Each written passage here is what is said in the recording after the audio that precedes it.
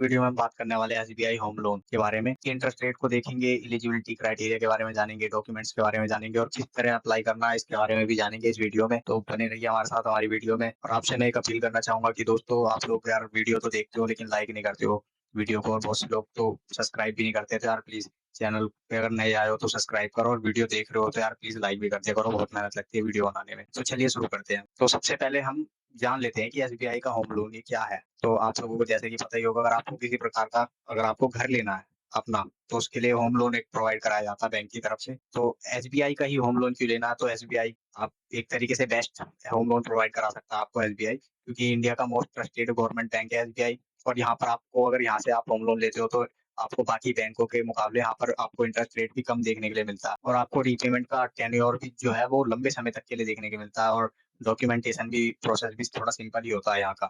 तो चलिए आगे बढ़ते हैं। तो एसबीआई की होम लोन की इंटरेस्ट रेट के बारे में जानते हैं। तो इंटरेस्ट रेट जो है वो, उसकी जो रेंज है 8.25% से लेके 9.20 पर एनम। ये जो इंटरेस्ट रेट का ये रेंज है। अब ये जो इंटरेस्ट रेट है आपका, आपके सिविल स्कोर पर भी डिपेंड करता है, और आपके अमाउंट पर और आपके टेन्योर पर। अगर आपका सिविल स्कोर अच्छा हो, आपका लोन अमाउंट एक मिनिमम लोन अमाउंट हो, टेन्योर आप ठीक ठाक टेन्योर सिलेक्ट करते हो, तो उसी के हिसाब से आपका इंटरेस्ट रेट लगने वाला है। ठीक है, अगर आप व्यूमेन के लिए तो 0.5% की भी छूट है। नो प्री पेमेंट चार्जेस, यानी कि किसी प्रकार का प्री पेमेंट आपको चार्ज नहीं भरना। आगे बात कर लेते हैं लोन अमाउंट और टेन्योर की। तो देखिए, लोन अमाउंट एसबीआई के होम लोन में आपको कैसे, तो एसबीआई जो है आपकी प्रॉपर्टी की जो मार्केट वैल्यू है, 90% मार्केट वैल्यू के अनुसार ही आपको होम लोन प्रोवाइड कराता है एसबीआई। जैसे कि समझ लेते हैं, जैसे कि आपकी प्रॉपर्टी की वैल्यू है 30 लाख, तो एलटीवी रेशियो जो उसका बनेगा 90%, और आपको जो मैक्सिमम लोन अमाउंट मिल सकता है वो 27 लाख का मिल सकता है।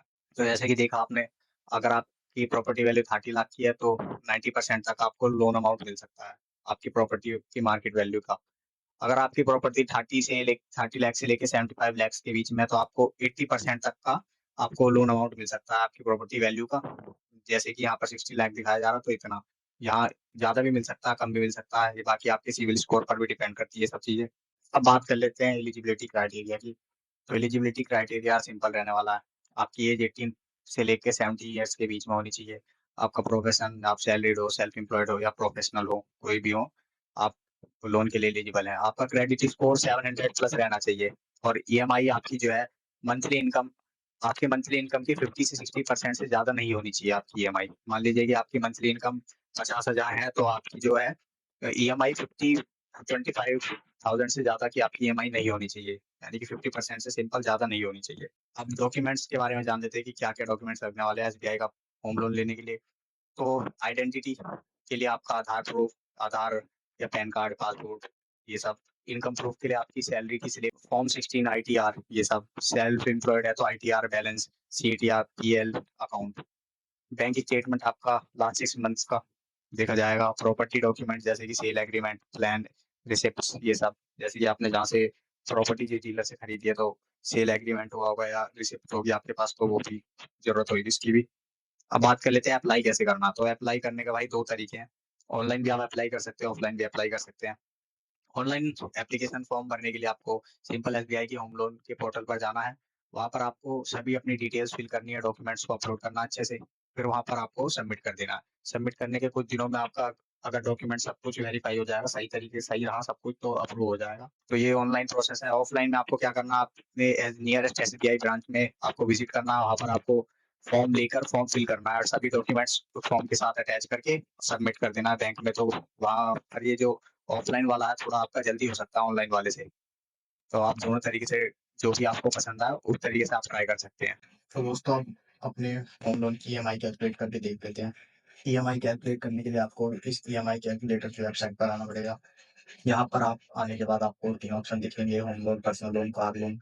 तो जैसे कि हमें होम लोन की ईएमआई कैलकुलेट करनी है, तो हमें होम लोन पर ही सिलेक्ट करना है। मैंने होम लोन पर सिलेक्ट कर रखा। यहाँ पर आपको फिर अपना होम लोन अमाउंट एंटर करना है।